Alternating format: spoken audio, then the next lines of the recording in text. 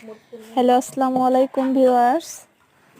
আপনাদের মাঝে আজকে নিয়ে এসেছি ডাবল চেন সেলাই। দেখুন, সেলাইটা অনেক সহজ। যারা পারেন না, একবার চেষ্টা করলে ইনশাআল্লাহ পেরে যাবেন। দেখুন, মাঝ বরাবর দিয়ে বাম সাইড দিয়ে নিব, আবার মাঝ বরাবর দিয়ে ডান সাইড দিয়ে নিব। ঠিক এভাবে একদম সোজা, একবার চেষ্টা করলেই পেরে যাবেন ইনশাআল্লাহ। কুসুম কালারের কাপড়ের উপর লাল কালারের সুতা দিয়ে কাজটা করেছি।